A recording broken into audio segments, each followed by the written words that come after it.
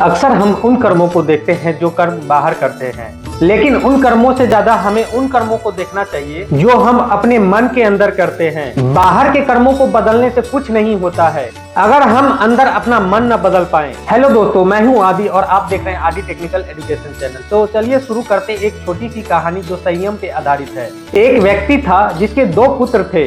एक की उम्र 15 वर्ष थी तो दूसरे की उम्र 17 वर्ष थी। वह व्यक्ति चाहता था कि उसके दोनों पुत्र अपने जीवन में योग को लाएं और अपने मन को संयम में रख सके।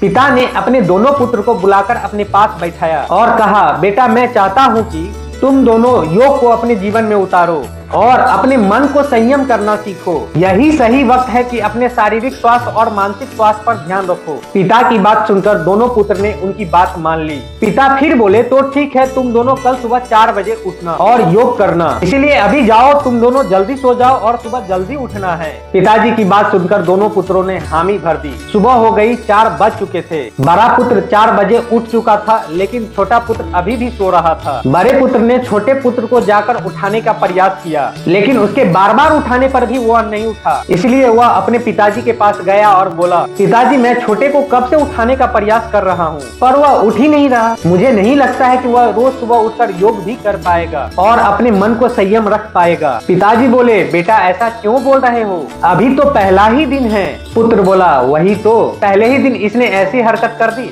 तो फिर जीवन में संयम कहाँ से लाएगा।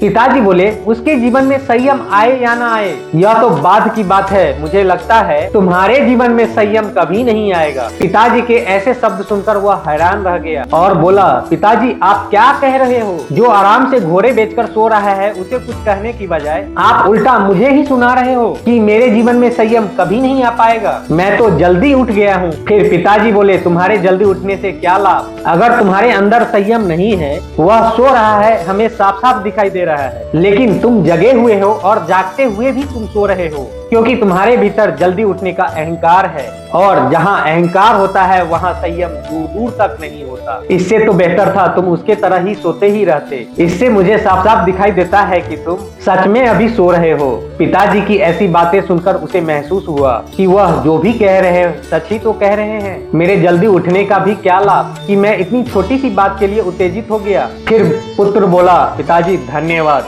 आपने मुझे मन का संयम करने का रास्ता दिखा दिया। मैं इसे एक सीख की तरह लूंगा। मुझे समझना चाहिए था कि वह मेरा छोटा भाई है। यदि वह सो रहा है तो मुझे उसे थोड़ा वक्त देना चाहिए, ना कि उस पर क्रोध होना चाहिए। फिर पिताजी बोले, मुझे खुशी हुई कि तुम मेरी बातों को समझ गए। फिर बड़े भाई ने अपने छोटे भाई को बड़े प्यार से उठाया और छोटा उठ भी गया। फिर दोनों मिलकर योग करना शुरू किया। तो दोस्तों, इस कहानी से हमें यही शिक्षा मिलती है कि हमें बिगड़ी हुई परिस्थिति में ही देखना चाहिए कि मेरा मन कितना संयम में है। किसी दूसरे की खामी को देखकर कभी क्रोध ना करें, क्योंकि ऐसा करने से दूसरे का क्या खुद का भी भला नहीं कर पाएंगे।